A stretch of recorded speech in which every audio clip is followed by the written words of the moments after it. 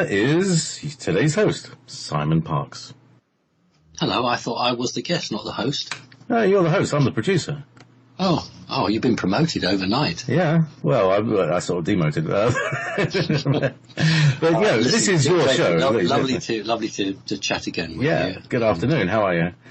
Yeah, and it's really lovely to obviously have the audience and speak to them. I think spring is coming. The weather's really improving. So anyway, that's my small talk. I'm not very good at small talk. Apparently that's why people like me. That's good. No, I like big talk too. I've got quite a lot to get through before we take the questions. Very serious stuff. So I want to move on to that straight away. We obviously here in Great Britain had a terror attack. As quite who orchestrated that or what its purpose was, that's not for debate now. But we had a terror attack.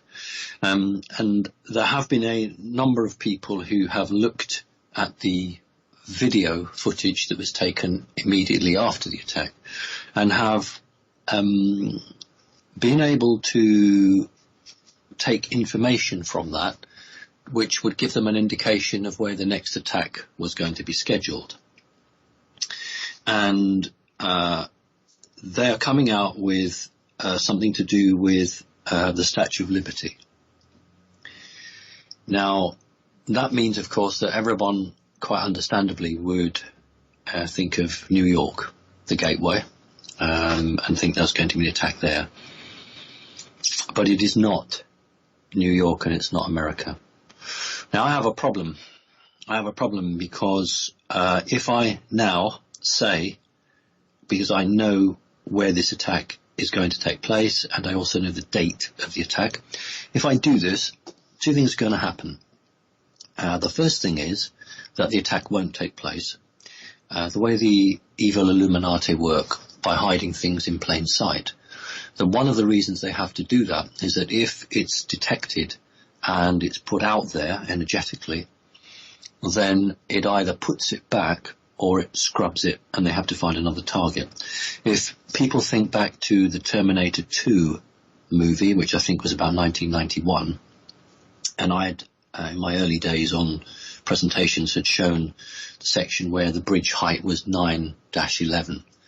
So everybody thought that meant that the bridge was 9 yards or 9 feet or whatever it was, stroke 11. And we all know, of course, now that was Hollywood telling us that 9/11 was going to be something quite disastrous. Had somebody detected that, made a presentation or gone on a radio show, then they would have had to have put that back. The difficulty is that not so long ago, a commentator called Michael Shrimpton, who incidentally is sharing a platform, doing a conference in a couple of months' time down just north of London. I'm sharing a platform with him as a speaker. He went public and said that there was going to be some form of terrorist attack at the Olympics, the London Olympics, which were in 2012. Because of that, he was taken to court and imprisoned. It wasn't a very long sentence, but he was imprisoned. So if I now give the name of this town or city and say there's going to be an attack, I face the possibility of going to prison.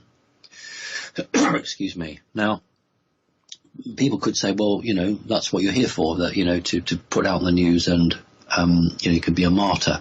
The problem I have with that is that if I do go to prison, I can't do any more warnings because I won't be able to talk to you. There'll be no more radio shows. There'll be no more conferences, and I won't be able to pass on any more information. So I've got to be quite clever in the wording I use. I can't say to you that this town or that town, there's going to be a terror attack. Now, I've got a conference next Saturday at High Elms, which is just north of London, and I'm going to be going into this in a great more detail. But what I will say to you is that we'll just change the subject now. We're going to talk about a completely different subject. I've got a friend who lives in Leicester, and I'm not going to go to Leicester on the 29th of April. Right, let's go on to something else now. Moving swiftly on. Yep, and I'll talk about finance now. Situation in America. We've been looking very carefully, and on my website I've been covering the situation on the Dow Jones stocks and shares. President Trump has decided to literally take the Fed on head on. What he wants to do is what we were talking about last year, which is basically to move to a silver dollar, if possible. He wants to completely take away the power of the what we would call corporate America. I don't mean in terms of the corporations, but in terms of understanding America as a corporation rather than through the Constitution. And what Trump is doing is trying to put America back as the original founding fathers envisaged America to be, and not as it was hijacked fairly recently, actually, to become a huge corporate entity, which meant it owned the people. It owned the citizens of America, whereas under the original idea of the founding fathers, every man and woman and child was free. So what we're looking for here is a very important meeting which is coming up between America and China. I think China's distrust of Trump is less than its distrust of the Fed. So I'm looking, as a key indicator here would be for China and America to agree to disagree, for them to say we can get along together, rather than China walking out of the meeting, which under normal circumstances it would do, because America is going to basically put a trade embargo on China and say that if you want to sell anything to us in America, we're going to hit you with goodness knows what taxes. But I think that the destruction of the Fed and the removal of the paper money, which is going to have a global effect positively, will be something that China will actually go behind. So watch for that one. It doesn't mean anything to people in Britain or Europe, but there's a guy in America called Tony Robbins, and somebody sent me a link on that, so thank you very much indeed, because I was going to talk about his book. He's not paying me to push his book, but his book is called The Crash is Coming. Now, it's on YouTube, and he was interviewed on Fox 5, so that's an established television. It's not an alternative true station, it's an establishment station. And he's basically interviewed, yes, he's pushing his book, but his whole point is that there's a big crash coming. Now, if you think back just 6 months ago when I and a few others were talking about this crash, the establishment weren't touching it at all. But now the mainstream are touching it because they can't ignore what's coming. So it's important to understand that, you know, that the people in the alternative news, the true news, do lead the way, do trailblaze, and the establishment are dragged kicking and screaming behind, having to admit to it. All right, moving on quickly. Still a great interest in Antarctica, and if you've got 5 minutes, then go and have a look, because a map in 1513 AD was drawn of Antarctica showing no ice.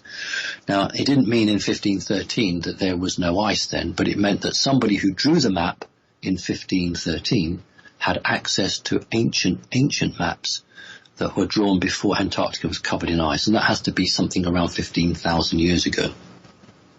Now, our listeners will be really familiar with Admiral Byrd and the fact that he went off to Antarctica, and it was called Operation High Jump, 1946-1947. What many people don't really realise is that Admiral Byrd had flown over Antarctica in the 1920s twice and the 1930s twice. He was also a Freemason. And he was chosen to go there and have a look. And he also went with another guy called Admiral Forrestal. And Forrestal was actually chosen by the President to be the Secretary of Defence for the Navy. And Admiral Forrestal allegedly jumped out of a 16-storey window hospital to his death. I believe he was thrown out because he was about to go public with what was in Antarctica right back in the late 40s. So we need to be watching this, and that's one of the reasons actually why the US Navy plays a key role in dealing with off-planet entities, and always has done. And you've only got to look at Star Trek, and of course what do they call them? They call them ships. So the Navy's ships have always held an important point, and so the secret space program, the Navy has quite a strong say, although it's normally the Air Force that has the main lead on that. Okay, moving quickly on to the military situation. The Ukrainian government has nearly run out of money. You remember all the sort of pretend war that was going on there a year ago, and they're on the verge of asking Russia to admit them back. So the Ukraine government is on the verge of asking President Putin if, please, will he take them back.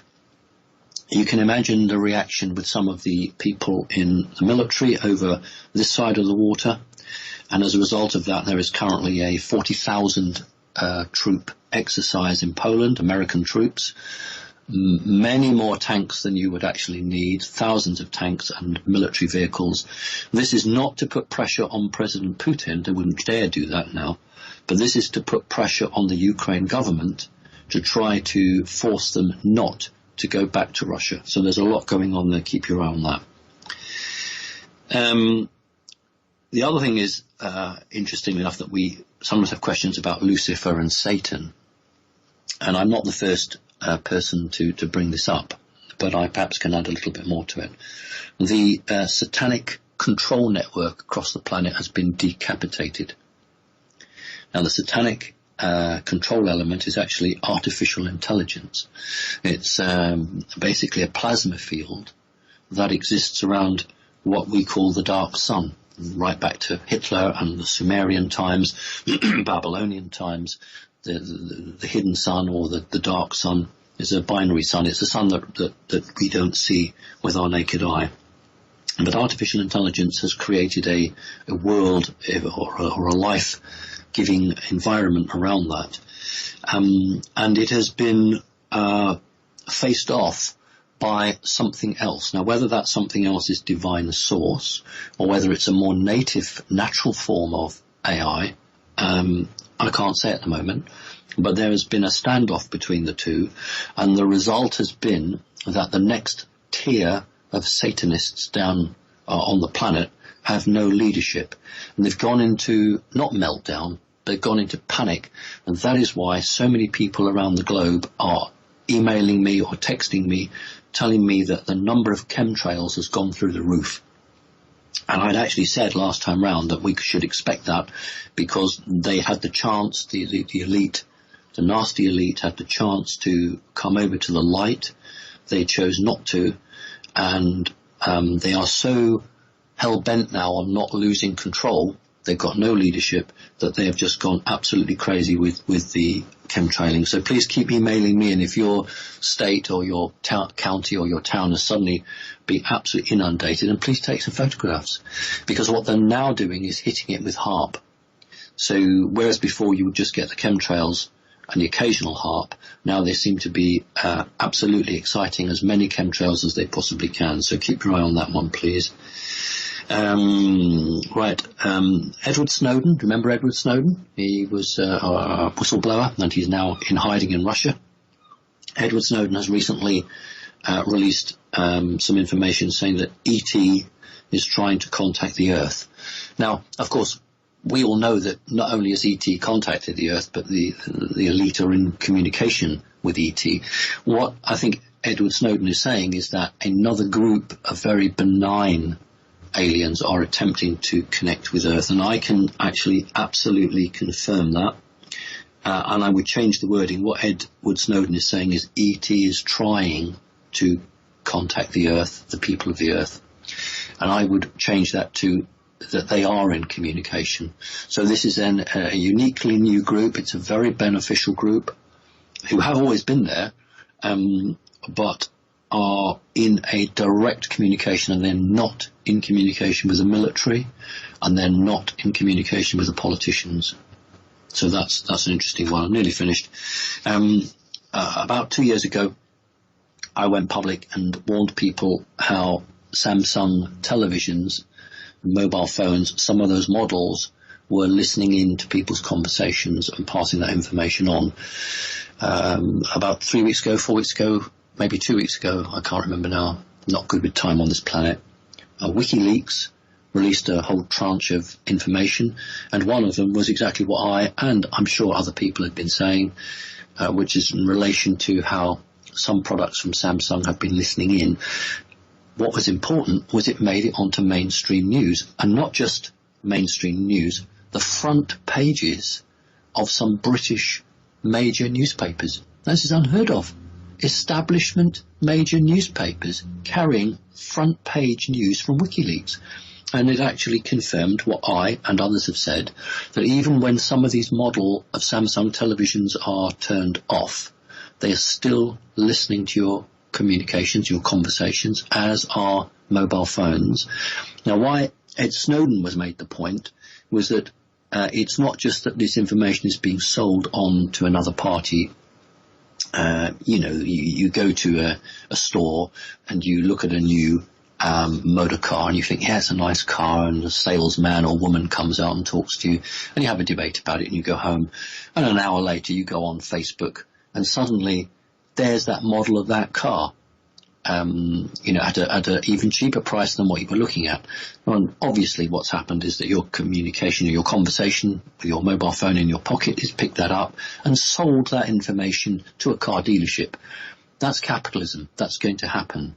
But what Ed Snowden's talking about is the National Security Agency also taking everybody's conversation in front of a telephone when the phone is turned off, and in front of some models of these televisions when they're turned off.